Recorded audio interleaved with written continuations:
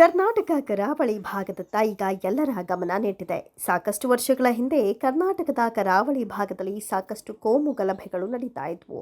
ಆದರೆ ಇತ್ತೀಚಿನ ದಿನಗಳಲ್ಲಿ ಇದು ಕಮ್ಮಿಯಾಗಿತ್ತು. ಆದರೆ ಸಂಪೂರ್ಣವಾಗಿ ನಿಂತಿಲ್ಲ. ಮೊನ್ನೆ ತಾನೇ ಮುಸ್ಲಿಂ ಸಮುದಾಯದ ಯುವಕ ಅಬ್ದುಲ್ ರೆಹಮಾನ್ ಕೊಲೆ ವಿಚಾರದಲ್ಲಿ ಮತ್ತು ಈ ಕೋಮು ಗಲಭೆ ಶುರುವಾಗಿದೆ. ಮೊನ್ನೆ ಅಬ್ದುಲ್ ರೆಹಮಾನ್ ಅವರ ಶವ ಸಂಸ್ಕಾರ ಮೆರವಣಿಗೆಯ ಸಂದರ್ಭದಲ್ಲಿ ಸಾಕಷ್ಟು ದಾಂಧಲೆಯಾಗಿದ್ದು ಕರಾವಳಿ ಇದೀಗ ಬೂದಿ ಮುಚ್ಚಿದ ಕೆಂಡದಂತಿದೆ. ಇದರ ಮಧ್ಯೆ ಮಂಗಳೂರು ಸುತ್ತಮುತ್ತಲಿನ ಕ್ಷೇತ್ರದ ಮುಸ್ಲಿಂ ಸಮುದಾಯದ ನಾಯಕರು ಕಾಂಗ್ರೆಸ್ ಪಕ್ಷಕ್ಕೆ ವಾರ್ನಿಂಗ್ ಕೊಟ್ಟಿದ್ದಾರೆ. ಮುಸ್ಲಿಂ ಲೀಡರ್ಗಳು ಕಾಂಗ್ರೆಸ್ ಪಕ್ಷಕ್ಕೆ ರಾಜೀನಾಮೆ ಕೊಡಿ, ನಮ್ಮ ಸಹಾಯಕ್ಕೆ ಕಾಂಗ್ರೆಸ್ ಬರೋಲ್ಲ, ಇನ್ನು ಎಷ್ಟು ದಿನ ನಾವು ಬಗ್ಗಿ ಹೋಗಬೇಕು ಅನ್ನೋ ಮಾತುಗಳು ಅಲ್ಲಿನ ಮುಸ್ಲಿಂ ನಾಯಕರಿಂದ ಕೇಳಿ ಬರ್ತಾ ಇದೆ. ಇನ್ನೊಂದು ಕಡೆ ಇದರಲ್ಲಿ SDPFನ ಕೈವಾಡ ಕೂಡ ಇರಬಹುದು ಅನ್ನೋ ಅನುಮಾನ ಕಾಡ್ತಾ ಇದೆ. ಈ ವಿಚಾರ ಸಿದ್ದರಾಮಯ್ಯ ಸರ್ಕಾರಕ್ಕೆ ದೊಡ್ಡ ತಲೆನೋವಾಗಿ ಪರಿಣಮಿಸಿದೆ. ಕರಾವಳಿಯಲ್ಲಿ ತನ್ನ ವೋಟ್ ಬ್ಯಾಂಕ್ ಕೈತಪ್ಪುತ್ತೆ ಅನ್ನೋ ಭಯ ಕಾಂಗ್ರೆಸ್ಗೆ ಶುರುವಾಗಿದೆ ಅನ್ಸುತ್ತೆ. ಈ ಕಾರಣಕ್ಕೆ ಇಂದು ಮುಖ್ಯಮಂತ್ರಿ ಸಿದ್ದರಾಮಯ್ಯ, ಮಾಜಿ ಸಚಿವ, ಕಾಂಗ್ರೆಸ್ನ ಹಿರಿಯ ನಾಯಕರಾದ BK ಹರಿಪ್ರಸಾದ್ ಅವರನ್ನ ಭೇಟಿ ಮಾಡಿ ಚರ್ಚೆ ಮಾಡಿದ್ದಾರೆ.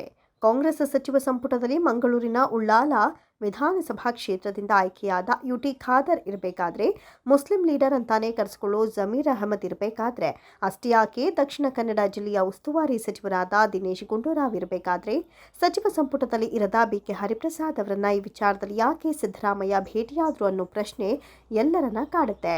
ಇದು ಸಿದ್ದರಾಮಯ್ಯ ಅವರ ನಿರ್ಧಾರ ಅಲ್ವೇ ಅಲ್ಲ. ಯಾಕಂದ್ರೆ BK ಹರಿಪ್ರಸಾದ್ ಸಚಿವ ಸಂಪುಟಕ್ಕೆ ಆಯ್ಕೆಯಾಗದೇ ಇದ್ದಾಗ ಅವರು ಸಿದ್ದರಾಮಯ್ಯ ಹಾಗೂ DK ಶಿವಕುಮಾರ್ ಜೊತೆ ಅಂತರವನ್ನ ಕಾಪಾಡಿಕೊಂಡಿದ್ರು. ಈ ರೀತಿ ಸಿದ್ದರಾಮಯ್ಯ ಕೂಡ BK ಹರಿಪ್ರಸಾದ್ ಅವರ ಜೊತೆ ಅಂತರ ಕಾಪಾಡಿಕೊಂಡಿದ್ರು.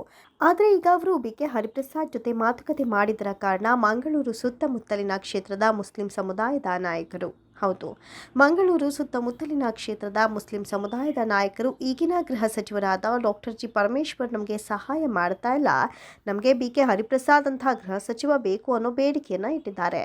ಮುಸ್ಲಿಂ ಲೀಡರ್ಗಳು ಕಾಂಗ್ರೆಸ್ ಪಕ್ಷಕ್ಕೆ ರಾಜೀನಾಮೆ ಕೊಡಿ ಅನ್ನೋ ಮಾತು ಹಾಗೂ BK ಹರಿಪ್ರಸಾದ್ ಅಂತಹ ಗೃಹ ಸಚಿವ ಬೇಕು ಅನ್ನೋ ಮಾತು ಇವೆರಡನ್ನೂ ರಾಜಕೀಯ ನಿಪುಣರಾದ ಸಿದ್ದರಾಮಯ್ಯನವರು BK ಹರಿಪ್ರಸಾದ್ ಅವರನ್ನ ಭೇಟಿ ಮಾಡಿ ಮಂಗಳೂರಿನ ಘಟನೆ ಬಗ್ಗೆ ಚರ್ಚೆ ಮಾಡಿದ್ದಾರೆ ಅನ್ನೋ ಮಾತುಗಳು ಸಹ ಕೇಳಿ ಬರ್ತಾ ಇವೆ.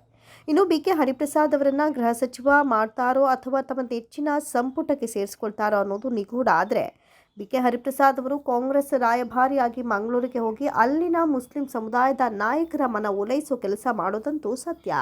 ಒಂದು ವೇಳೆ BK ಹರಿಪ್ರಸಾದ್ ಗೃಹ ಸಚಿವರಾದರೆ ರಾಜ್ಯಕ್ಕೆ ಇಬ್ಬರು ಗೃಹ ಸಚಿವರಿರ್ತಾರೋ ಅಥವಾ ಪರಮೇಶ್ವರ್ಗೆ ಕೊಟ್ಟು BK ಹರಿಪ್ರಸಾದ್ ಅವರನ್ನ ಗೃಹ ಸಚಿವ ಮಾಡ್ತಾರೋ ಅನ್ನೋದನ್ನ ಕಾದು ನೋಡಬೇಕು. ಒಂದು ವೇಳೆ BK ಹರಿಪ್ರಸಾದ್ ಅವರನ್ನ ಸಚಿವ ಸಂಪುಟಕ್ಕೆ ಸೇರಿಸ್ಕೊಂಡ್ರೆ ಯಾವ ಸಚಿವರ ಕುರ್ಚಿಗೆ ಬೆಂಕಿ ಬೀಳುತ್ತೋ, ಆದರೆ ಯಾವ ಖಾತೆ ಯಾವ ಸಚಿವರ ಕೈ ತಪ್ಪುತ್ತೋ ಗೊತ್ತಿಲ್ಲ.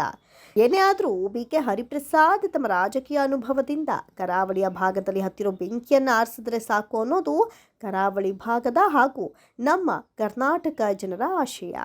Ranjit Shetty, political bureau, Prajamarga news.